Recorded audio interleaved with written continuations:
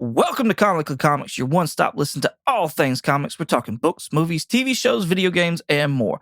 I must forewarn you, though, we are a spoiler cast, and what that means is we consider all properties, past, future, and present, to be valid, and we will spoil the hell out of them. I'm your host, Michael, along with my two co-hosts, Richard and Jeremy, and with all that being said, let's get started. All right, it is June 19th. We are back. June, wow. June. Holy shit, we've time traveled. Fuck me. Okay. January 19th. Let's do that. There we go. January 19th. Thank you. Appreciate that. DC. All right. We talked all Marvel What If last week, the whole entire season. All right. And we know that Creature Commandos is out. We know that it's finished up. However, we're going to take a little time to dive into this because this is like the first thing we're getting from James Gunn in the new DCU. So this could be extremely interesting and fun to speculate and talk about as far as the universe and how it's developing. So we're going to start there. First two episodes, Creature Commandos. All right. Episode number 1, we've got called The Collywobs. All right. We've got some first appearances. So let's run through that real quick. Creature Commandos themselves as a team was in Weird War Tales number 93 from 1980. Circe is from Wonder Woman 37 from 1949. I'm going to butcher this one, but I'm going to try anyway. Polkalistan. Oh, yeah. The country. Yes. It's from Superman, the Man of Steel, number 109 from 2001. Wait, a country? Yeah, it's not Yes. real. Like, DC does a lot of fate, like Metropolis and Gotham aren't real places. But it's a first appearance. I mean, yeah. Wait, did I miss? I believe. Why do you count that as a first appearance? Corto Maltese is not a real place as well.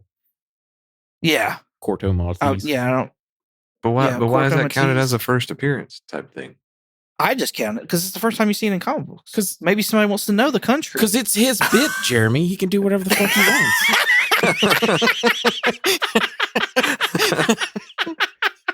I mean, I guess so. I just... Let me continue. Sons of Themyscira, you got a problem with them too, Jeremy? Well, those are people. But they're not the same, honestly. Wonder Woman number 7, 2012. We'll get into that. Amanda Waller, Legends number 1, 1986. Rick Flag Sr., Secret Origins number 14, 1987. Nina Mazursky, Flashpoint Frankenstein and the Creatures of the Unknown, number 1 from 2011. The Bride, 7 Soldiers, Frankenstein, number 3 from 2006. G.I. Robot, Weird War Tales, number 101 from 1981. And then you get G.I. Robot number 2, who is actually part of the Creature Commandos in Weird War Tales number 113 in 1982. Dr. Phosphorus, Detective Comics, number 469 from 1977. And Weasel is from Firestorm, the Nuclear Man, number 35 from 1985. Frankenstein, the Eric version of it, is 7 Soldiers, Frankenstein, number 1 from 2006. Any discretions you got there, Jeremy? Anything you want to air out there? No, I'm good. Questioning my countries. I just didn't know we were make like that was a first appearance kind of thing. I'm gonna get it all if I can. All of it. Okay. You never know what somebody wants. I don't know. Well, do you have the first appearance of her necklace or whatever? Oh no, I didn't find that. The princess is not in comic books. I looked for her. Oh, really? Princess Ilana. Huh. Yeah. So much for there being a country with a princess. Collywobs, episode 1. What is y'all's whelmings of this episode? I am just whelmed. I'm just I feel like we just went from What If into this, and I'm gonna need a break here soon. So, something better coming out. All right, then. Yeah, I don't know. It's obviously not. It's not my cup of tea on the style and storyline or whatever you want to call it. So it's a little hard to get into, but Was that a pun? yeah, it has its moments. That's for episode 2, I guess. So did you prefer Birdie so far over the creatures? Oh my god! Do not invoke her name. Well, Say her name 3 times and she shows up. Good, so I can choke the life out of her.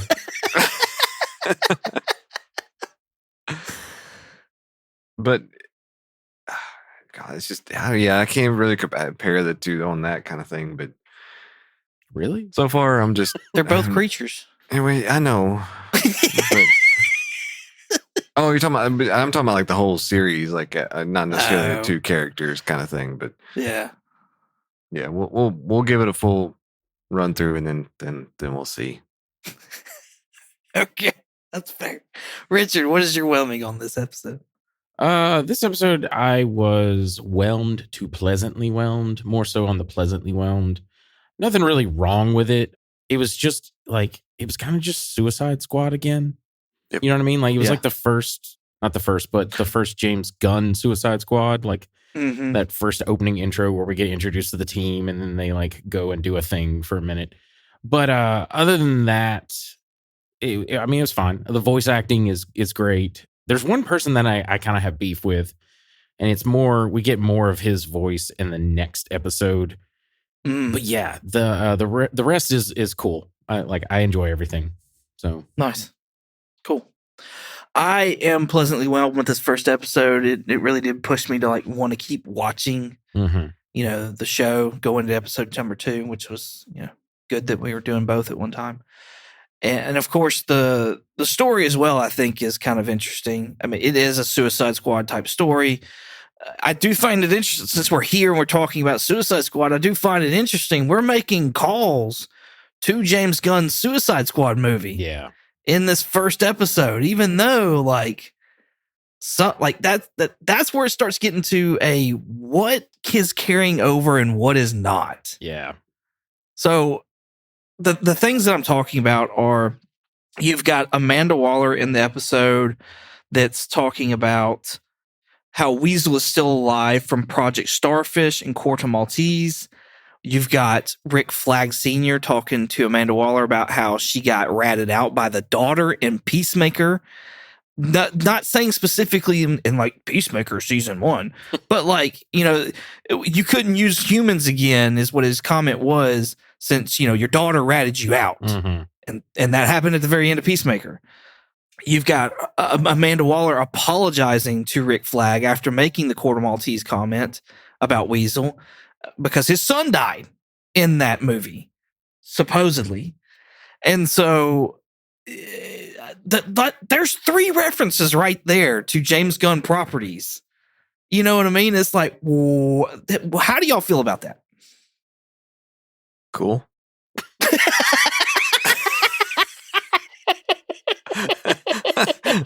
Maybe I didn't explain it well enough. It's the fact that this is supposed to be new. James Gunn has been very adamant about, this is new. This is all new. We're not carrying stuff over, but we are. I feel like he's taking on the very Kevin Feige's a liar thing very good is what I feel like he's doing. James Gunn is now a liar. I mean, hey, he learned from the best, right? He did. But I whenever you were talking about that, I could see where that was going to be an issue, as far as because of whenever these other movies come out, are they going to still have reference to it, or is it just the DC Max universe or whatever? Is he just keeping it to that kind of thing? And it's going to throw. I mean, it's going to be a whole. What is it, 616 movies or comic book kind of thing? So I think it's just going to throw more, and it could be just that wanting to keep people on their toes and have more to talk about, I guess, and keep us going too. But it'll definitely be interesting to see in the movies if there's any kind of reference to it. Yeah. Yeah, I'm not happy, Bob. I'm not happy. Because it's kind of it's like the X-Men universe. It's like the Fox X-Men universe now. It's like, well, so is that movie canon? But if that movie's canon, then that means that Margot Robbie's Harley Quinn, and if Margot Robbie's Harley Quinn, then that means Jared Leto's Joker, and if Jared Leto's like, it just snowballs into this whole thing, and it's just like, right? No, I mean, we kind of talked about that on our what we were expecting, what we were excited for 2025. Like, I wanted a clean break. I wanted a clean break from Snyder, from all the other stuff, so that way we could just establish, like, no, none of those are canon. Here it is. This is what's going on forward. And I know it's just a few lines and then that's it. Now, I don't know, like, if later on in the episode they do more stuff, but the fact that Peacemaker 2 is coming out, like, I feel like there is going to be more references to stuff. And I'm just like, I don't like that. I don't like that at all. Yeah. I'll say for me, the biggest hang up is just that one scene in Peacemaker, the season, when he's walking off with what's her name, and everybody knows the Justice League comes in. However, all you really see of them is like Flash, Jason Momoa Aquaman, and Ezra Miller Flash. Like, outside of that, it's like there's a Superman, there's a Batman, but that is stating like there's a Justice League and they're established. So that's kind of my only real big hiccup, because the difference between Suicide Squad and the Suicide Squad, James Gunn's, is like there's pretty much a whole new team except for Margot Robbie and Rick Flag and and Waller. No, Captain Boomerang. Okay, yeah, but he also dies though. Yeah, no, but I mean, yes, like, he was carried over from the first one. Yes, which, that's another thing, is Captain Boomerang's kind of a fan favorite for like a Flash villain. So like, if the Suicide Squad is, now I know there's been multiple Captain Boomerangs, but still, like, if that's canon, then Captain Boomerang's already dead. So it's like, what are you doing, man? Along with all those other ones that got decimated on the beach, including Nathan Fillion's the TBK. And now he's Guy Gardner. Not that James Gunn has a problem with people playing more than one character, as we even see in this series. That's very true.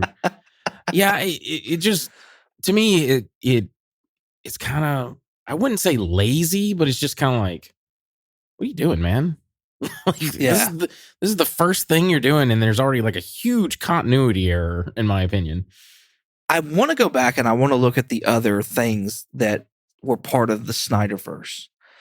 And I want to see what influence Safran had. Like, was he part of production or what? You know what I mean? Like, did he have a hand in the production and what Snyder first stuff? And of course, we know that James Gunn was like the Suicide Squad and Peacemaker, and I believe that's it. Yeah, it was that he had a hand in. And so I'm wondering if that's kind of how they're picking certain things. But then that also brings us to Blue Beetle. Like, we've already been told that what's his name, Zozo. Hang on. I know I'm putting you on the spot. I apologize. No, it's on the tip of my tongue. Zolo Maridueña. Thank you. Yes. So we've already been told he's going to be returning as the Blue Beetle. But whether or not his movie is canon, like, this leads me to believe that movie will probably be canon. Because, like, it's not really attached to anything else. Yeah. So if you're going to attach, Peacemaker and the Suicide Squad, surely you throw that in there as well. Like, make some more, like, hopefully you start doing good things and people go back and rewatch that, because I thought it was a decent movie for the most part.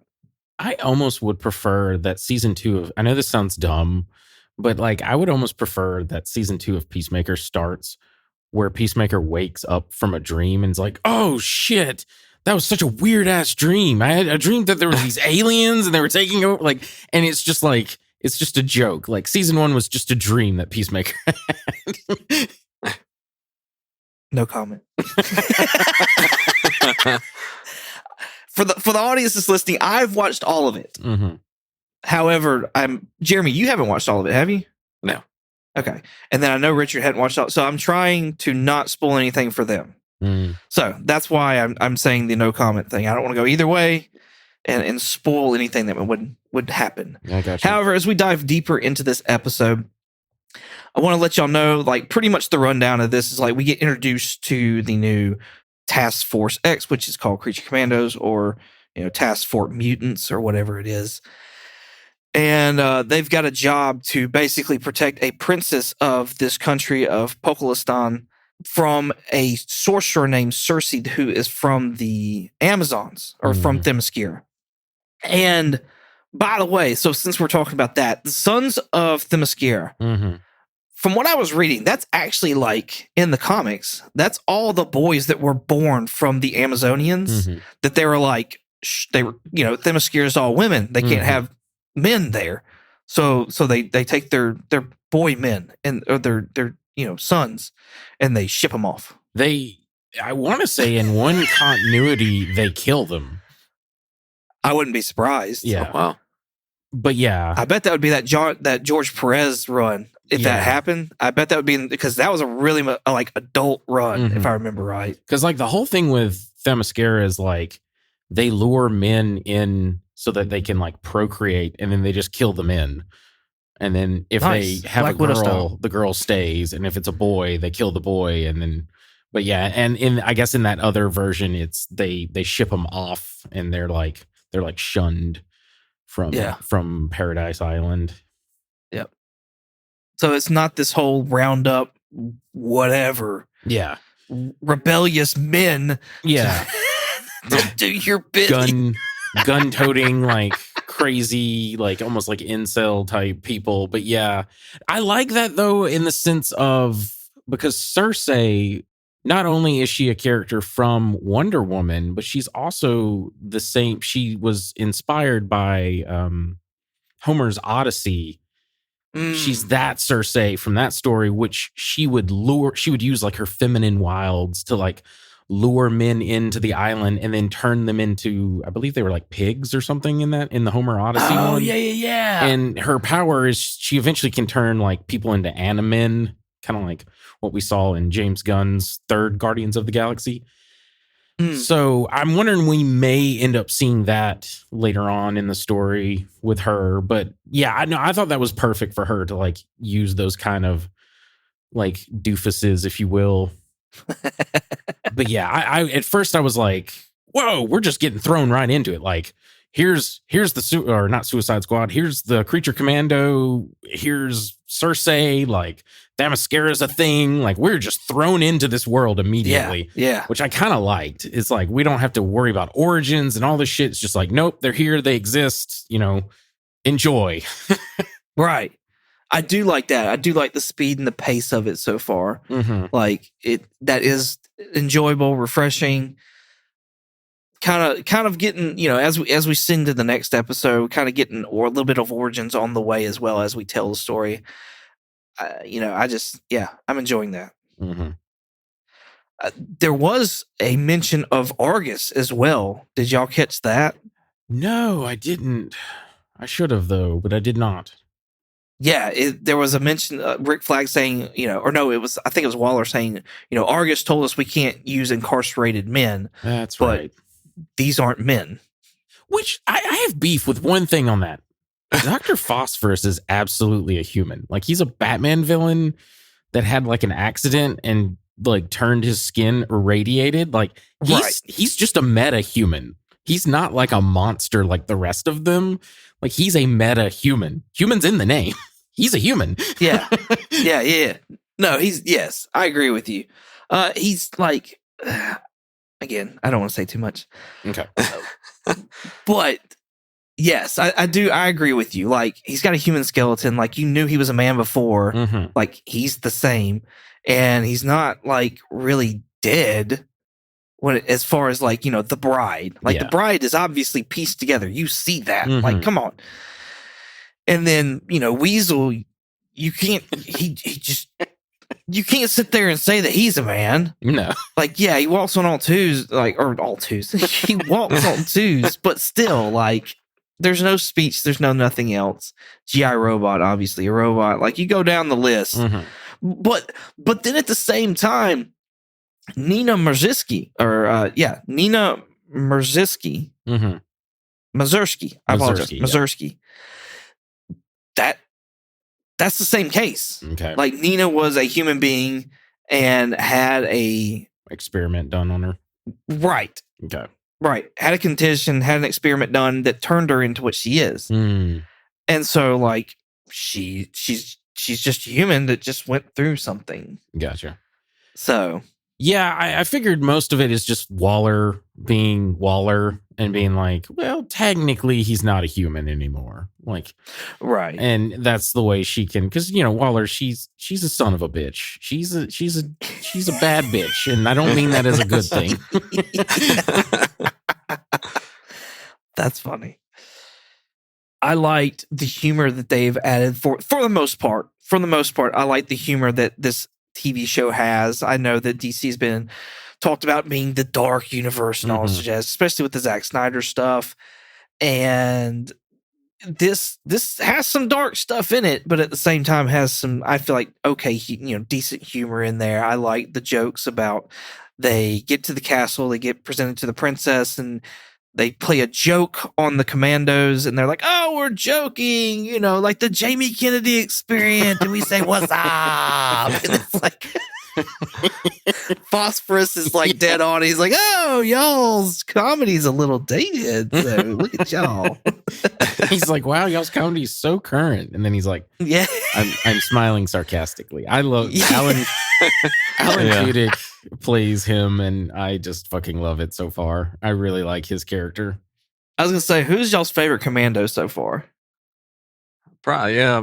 I'd probably say he's my favorite so far. I like his, I like his lines of. He even brings it up later of, yes, it's just, I'm smiling sarcastically or whatever. So, yeah, I like his. For me, honestly, it's kind of a toss up because I really like G.I. Robot. I think he's kind of funny.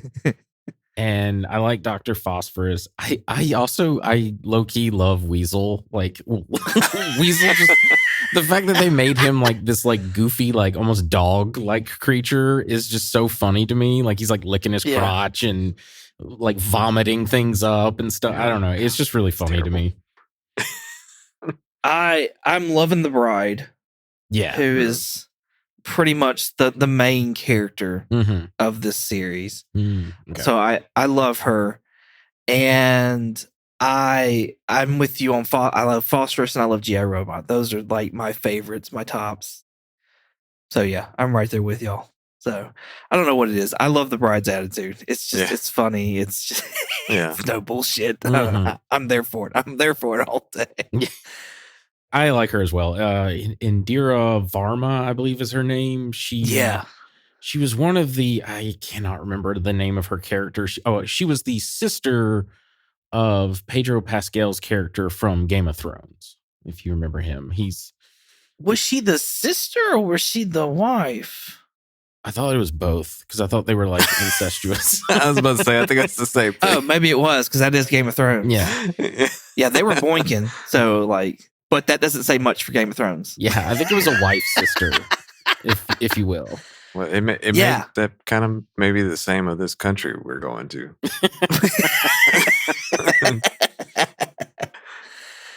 Yeah, I want to see her play this character in live action. Like, I know that's what James Gunn's promise is, but it's kind of one of those, like, I'll believe it when I see it kind of things. Like, is it going to be CGI or are they going to do practical? Like, I hope they do practical, but I'm also looking at, like, the heights of certain people, and I'm like, are you going to be able to, like, do that? Like, is that going to be a thing? Yeah, they can pull out an Apple box and just, they can stand on it. I mean, like, look at Hagrid from Harry Potter. Yeah. Or Gandalf from Lord of the Rings, like all that trick perspective photography that they could do. I got you. Yeah, because the guy that played Hagrid was like 5 foot even, maybe. Oh, was he? Oh, he was a short guy. I didn't know that. Uh-huh. That's great.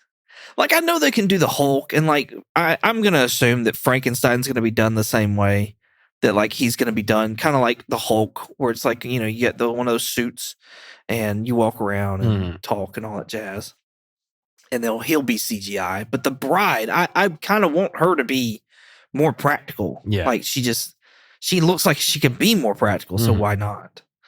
So the only thing you probably couldn't do practical is maybe the hair, because that hair is kind of crazy looking. It's like Marge from The Simpsons. yeah. I expect, Dr. Phosphorus to be like a good bit of CGI. Yeah. And probably Weasel too. I mean, they've already done it, so just carry that over. But I watched this with my wife, and she specifically mentioned how she was thankful that they did not animate Weasel's Weasel. Because I remember in the live action that you could see his weasel just dangling in certain scenes. Yeah. That's funny.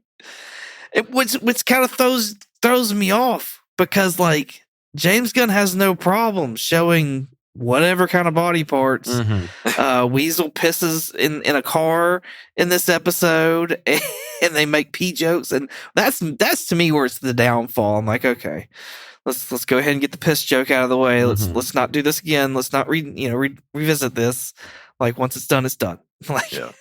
So I appreciate it. Like, at least it's not some of the characters being like a total buffoon. Like, Weasel is meant to be just like a crazy fucking animal or something. Yeah. At least it's not like, whatever, Dr. Phosphorus doing that. But even then, like, there was some goofy, I don't know. So far, I'm digging the comedy. It's not over the top, and no one is too like buffoonish, like kind of how Peacemaker was. Yeah. So right now I'm fine with it, but I don't know if it gets drastically more in later on in the season, but it's just the right amount for me. Like, he seasoned it perfectly for me, if you will. And it's heavy more on the sarcasm, which I like better too. So, Jeremy, did you get a chance to watch this with your kids? No, haven't quite got. I was saving the next episode for him. Oh no! Oh no! Definitely didn't watch this with kids. How are you enjoying the comedy? It's been all right too. I'm glad it's not trying to be Tata Watini kind of take one comedy. There you go. So yeah, because it could easily be one that like What If, where it just tries to put too much in there. Yeah, just because of the way it's kind of written and things like that. So yeah, I'm glad that they were able to kind of rein that in. Yeah. In this first episode, we get an awesome fight scene between Phosphorus and Flag. I love the choreography. Like, I know it's cartoons, but I love the choreography that was written for this. And I love the music choices. I don't know if it was Gunn, I don't know who it was, but I love the music choices so far in these first two episodes of like the fight scenes and the stuff that's going on. I love what they chose. It's not normal. It's not like 80s stuff either, which is like, James Gunn's Guardian stuff. So I'm really loving the mashup between the music and the choreography of the fight scenes. How are y'all digging it? I specifically like this. I feel like the person who animates this show and like the art style is the same as the one who does for Vox Machina on Amazon, because the art style kind of looks the same. It's like pseudo anime ish. Yeah. But regardless, the animation's good. And the music, I was going to make a comment. Yeah, it's not his normal. I think it is Gunn, because Gunn loves doing that in all of his stuff. Like, every movie he throws in like pop songs. But this one's like, I don't know what year these songs came out, but it's almost like Eastern European music. It's very interesting.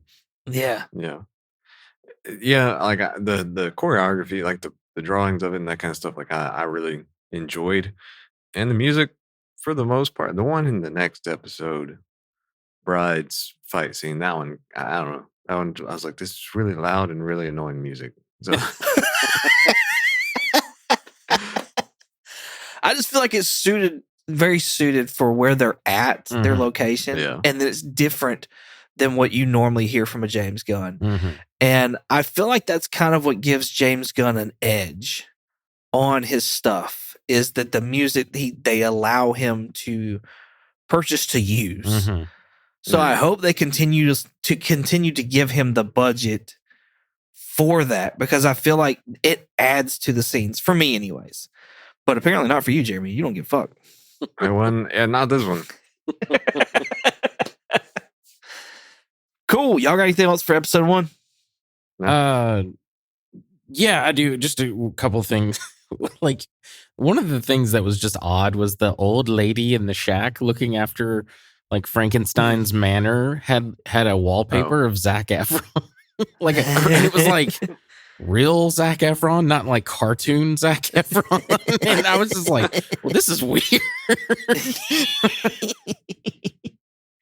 I hope we get him in the DCU. We could. Yeah. He could be a good Booster Gold. He could be a good, yeah. Like, especially like that same energy that he brought to the remake, or not remake, but like the movie version of Baywatch. Oh, I haven't seen that. Okay, yeah. I could see like that character being basically Booster Gold. That's funny. But yeah, that's it. Other than that. Okay. You said to play a couple. I don't even know why I really just turned the page, because I've only got one note for this next episode. And I don't even know how to pronounce this. Episode 2, the Tourmaline. Thank you. Necklace. This we kind of get an origin of the bride in this story, as well as like the confrontation between Cersei actually meeting up with the Commandos, specifically the bride and Nina Mazursky, because they left the castle to go to Frankenstein's laboratory, essentially. And Cersei also brings along the sons of the Amazons, and then Flag and company come to try and get there in time to rescue. But the episode ends right before you get to that. So, what is y'all's whelmings on this episode here? I'm still just sticking with whelmed. It's going to take me a good bit to get out of that, I think, for this series, but we'll see. But yeah, it was overall, it was a decent. I enjoyed seeing the origin a little bit of Bride and seeing that kind of played out. I think it was a good kind of mix in there, and again, like I enjoyed her fight scene. It was just like the music just came on really loud and really fast, and I was like, oh, this is just kind of weird, but okay. So, but other than that, like I said, I thought it was a pretty decent episode. Cool. Richard? This one I'll say I'm pleasantly whelmed, because I like this one better than the first one. Especially look, the origin. I'm assuming like each episode's gonna have like an origin for each character until we're basically done with all of them. So the origin for the bride was interesting. I did not see that one coming. And like what happened with her and Victor Frankenstein. And I personally, I loved the Cersei versus the bride fight and the music that they chose. That like, I forget what it's called. It's like something wearing purple. Like I don't know. Yeah. I was vibing with it so hard, and Yeah. it was just a really cool fight. I really enjoyed it, and I'm trying to remember what else. There was something else that I really enjoyed, but yeah, I'm pleasantly whelmed. The music is like a Russian polka or something Yeah. like that. Like it's a bar, like something kind of old bar music or something. It does, yeah. I don't know. It does give that vibe. I like the pace of it and the way they timed the ins and outs. I thought it was real well done, and I thought it went well with how they did the fight scene as well, like the pacing of the fight scene. Mm-hmm. I was pleasantly whelmed with this as well. It gets really fucking weird in this episode, but like this is James Gunn, I guess, and so some of that should be expected. And I like this. Like I said earlier, I like the way that we're doing like an origin, but at the same time, we're also telling the story as well. I feel like there's a good mix, and he's weaving in and out of the two stories really well. And it's not weird either. Like, she's in the castle, she's getting memories and stuff like that as she's in the castle. So I like that too. We see a lot more of David Harbour's Frankenstein in this than we did the last episode. Last episode, he was on a boat. He's getting a call from the woman that was watching the castle or the laboratory. So you didn't really get to see much of him or his personality. We get that here, though. What are y'all's thoughts on David Harbour's Frankenstein or the monster? Yeah, I thought it was a good like adaptation of him. Just a different. I mean, because a lot of people would just think like. Some people would think that just Frankenstein runs around just all the time, but that's not. And so I thought he did pretty well with it, and I think David Harbour was a good pick for the voice for him. And so yeah, I don't know. It'll be interesting to see how he develops a little bit more too. See where we're going with all that. Yeah, Richard. I did not like his voice. I did like with a Frankenstein. I expect more of like I wanted him to do is like what he does with Hellboy. Like I wanted that voice, like the like more gravelly, deeper sounding. He I don't know. The voice did not suit the like face, if that makes any sense. Yeah. And I know David Harbour can do that voice, so that's why I was just like, I was kind of taken aback. I was like, I was not expecting this.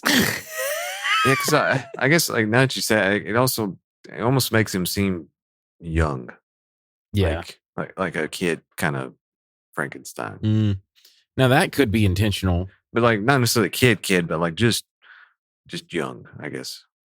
Mm-hmm. And that's what I was going to comment on. I think that's exactly why he did the voice that way, because this version of Frankenstein comes off to me, especially in this episode here, just speaking on this episode, as a like a baby Huey. And maybe I'm speaking out of my age bracket or whatever, but there was a character in Looney Tunes, if I'm pretty sure it was Looney Tunes, but it was like big, like baby Huey, it was this big giant like chicken or something like that was like it was massive, but it was a baby.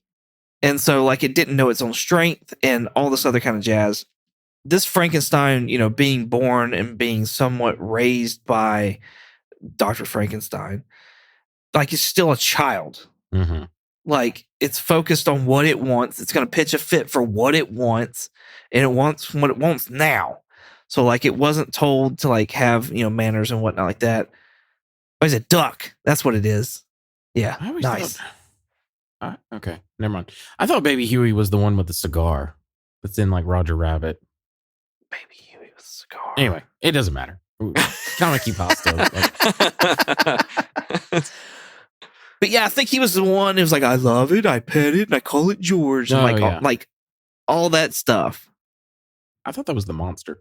Anyway, it doesn't matter. The red monster? Yeah. Yeah, that might have been him too. That might have been him. Yeah. I may have him confused or messed up. Mm-hmm. Regardless, this Frankenstein does come off more like a child and pitches fits and I think that's why the voice is done that way. I think that's exactly why the voice is done that way. So I want to revisit this in his conversation the further we get into the series to see how y'all are still digging Frankenstein. So, because I think that is his mentality. I think that's how he will be. Mm-hmm. Yeah, I just didn't. I don't know. I didn't like the voice for it. And then I will say this: the montage of them fighting throughout history was very like stark and abrupt. Yeah, like it was like if to me it felt like it was like, oh, we're running out of time for this episode, so we're just going to do this real quick. Yeah, yeah. That's the way I was thinking. Like I almost felt like it was the episode was ended, and like they just threw that in there real quick. Like it was already over, and it was. I thought it was almost like an end credit scene kind of thing or something, like where the credits were going to start rolling over it. But I was like, oh no, this is still kind of part of the episode. So it was, it did feel very. Yeah, just cut and there it is real quick. I feel like they used it almost as like padding. Like, hey, our episode's only this long. Like, Can we make it a little longer? Like, can we add like a montage here at the end or something? Like, They could Can have. we do something there? I also like. Did y'all think that y'all's like surface was messing up? Or maybe mine was, but like as she's running out of the laboratory, it's like cut, like it's like pictures. It turns into pictures instead of like a full run out of the laboratory, run down the street, twist your ankle, and then on to whatever. Like it was like a picture and then it went black, and then it was like another picture and then it went black. Like maybe my service is messing up. Maybe I need to rewatch it. I need to rewatch it because I don't recall it doing that. But it could have either. Because like I think it even did it through that montage at certain points too. And I was like, okay, well maybe it's not messing up. I don't know. So it was odd. So, but maybe it was just me. All right. Well, we got to talk about the odd thing, okay? You know the odd thing. Don't give me that look, Richard. No, I really don't. Jeremy, you know the odd thing. Dr. Frankenstein That. Okay. creates the bride for his monster. And he's teaching the bride like how to talk and all these things. And he winds up growing an attachment to this monster. And then gives her a gift. And then we get a scene of them banging. Yeah. That's just freaking weird. That's just like, I don't. Yeah. Like. It was very, very off-putting. It did not bother me, though. I was not expecting that twist. Like, I was not expecting them to fall in love. I want to say in the original Bride of Frankenstein, she does not. I know when she first sees Frankenstein, she like screams in horror. So like they did that in this. Yeah. I want to say she has an attachment to Victor Frankenstein as well in the original, but I cannot remember. So anyway, I think that's what Gunn was trying to do and just do his own version of.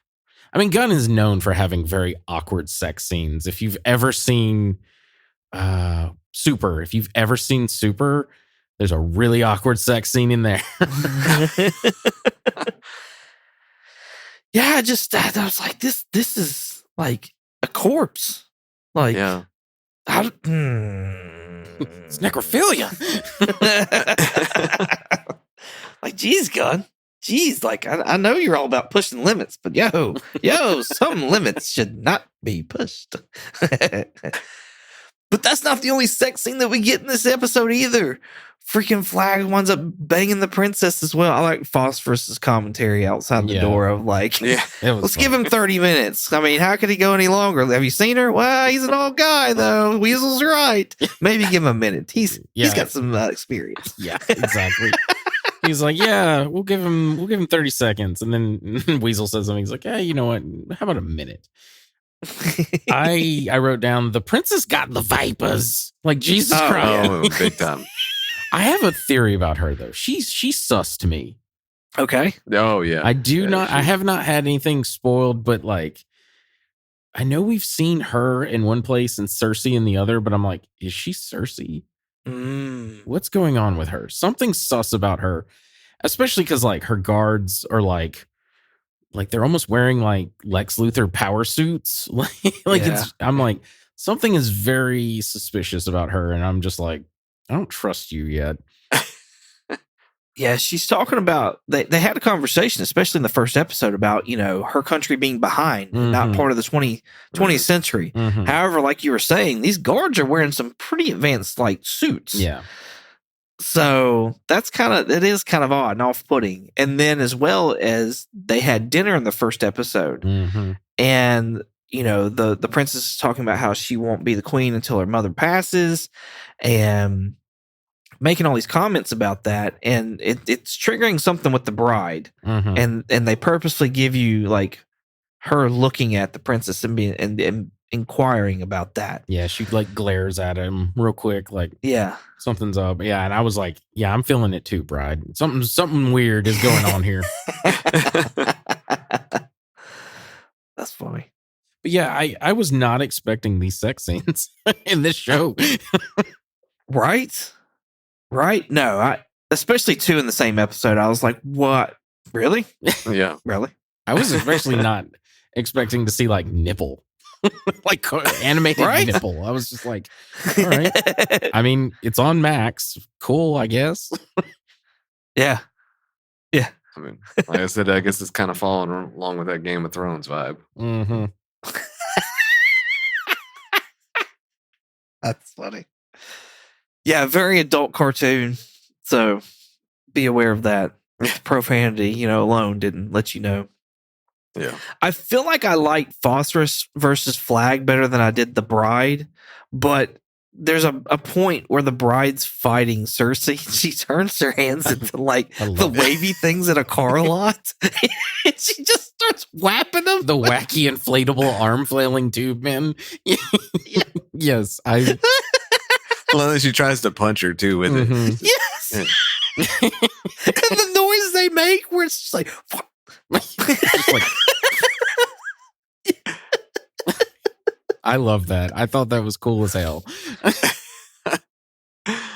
And poor Nina, like, I don't even know why she's there, honestly. Like, I understand, like, you get her in water and she, she's a threat, but they're not near water. Mm-hmm. They're not near the ocean. Why she's smart. Why is she even on this mission? She's more of a hazard at this point in time. Her helmet got shot. She's leaking water everywhere. She can't breathe without that. Like, but I like her response of like, they're laying on the ground. Her helmet's all busted up. The bride's laying there next to her with her wiffle arms. And she I can't remember what the bride says, but then Nina's finally like, fuck you. Like Nina says, go fuck yourself. And she hasn't really cussed or anything. She's been the sweetest thing. And she's just finally had enough. Like her helmet's messed up. And water's everywhere. She's literally a fish out of water right now. Yes. Yeah. Yes. I was not expecting what happened to, well, one, since we're actually talking about that, like the bride straight up cunt puns Cersei. Yeah. She kicks her square in her downstairs mixer and like shatters that jewel belt. Like, I was just like, holy shit. Yeah. Yeah.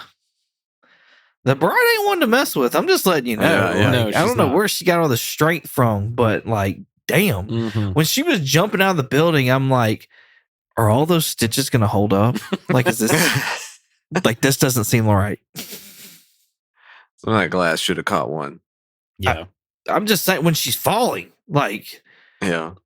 I've seen The Nightmare Before Christmas. I know what happens to Sally when she falls out of a roof, like, or out of a window. Like, She's just had, busts apart. She's had like almost 200 years worth of like healing, so I imagine it doesn't like the stitches are just for aesthetics at this point.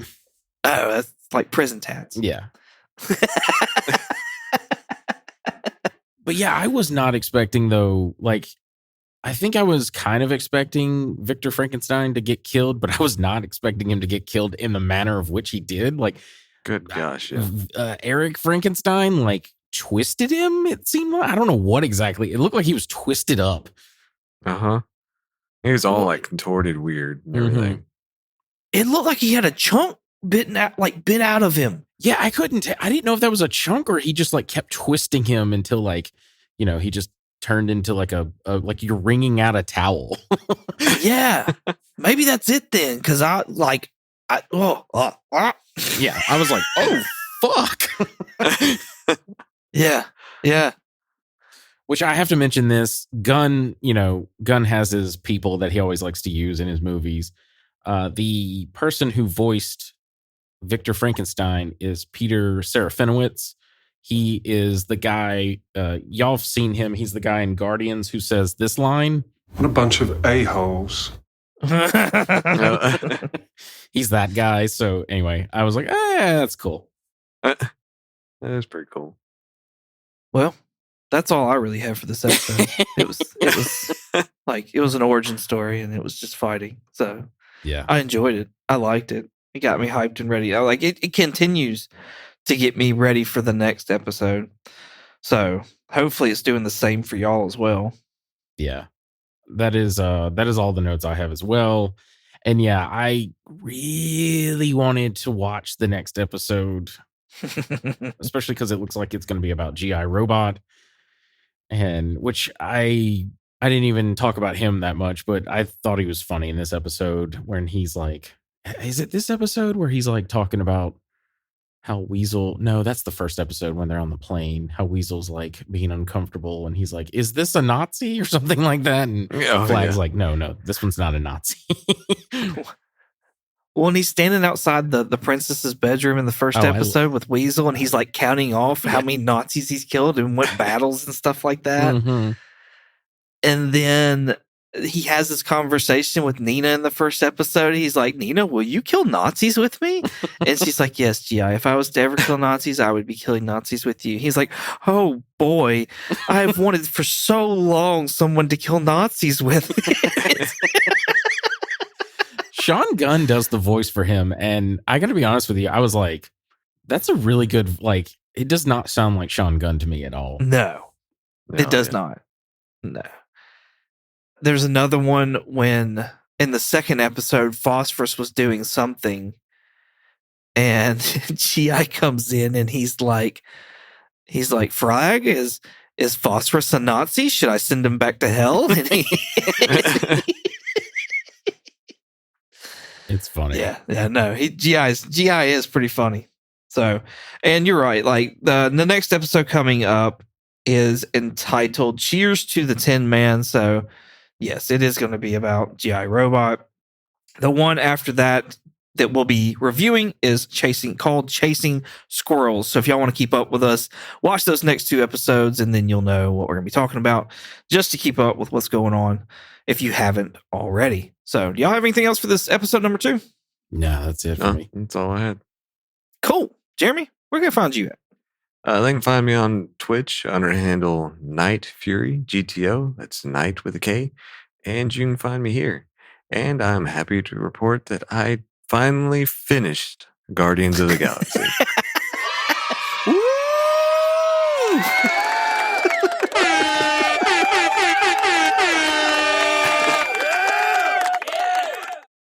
It is about damn time. I'm happy to report my son is on chapter 13. Hey, at least I beat him. Oh, that's so funny. Cool. Richard, where can I find you at? If you want to contact me directly, I have an X, the platform formerly known as Twitter, and Instagram, a Blue Skies, and a Threads. My handle is Night Curry, Night like day and night, and Curry with a K. If you want to contact us directly, we have a Gmail. Our Gmail is comicallycomicspodcast@gmail.com. And if you want to check us out on YouTube, possibly TikTok, I don't know, it was gone and now it's back. I don't fucking know at this point. And Instagram, you can check us out under the name Comically Comics Podcast. And if you want to check us out on X, the platform formerly known as Twitter, you can check us out under the name Comically Comics with an X. Awesome. You can find me on Instagram, eBay, and Shortbox22_comics. You can also find me on YouTube at 22 Comics. Thank y'all so much for listening. Hope you enjoyed as much as we did making it. With all that being said, say goodbye, Jeremy. Bye, Jeremy. Goodbye, Jeremy. Goodbye. Our rights as man are being denigrated. What a bunch of clowns.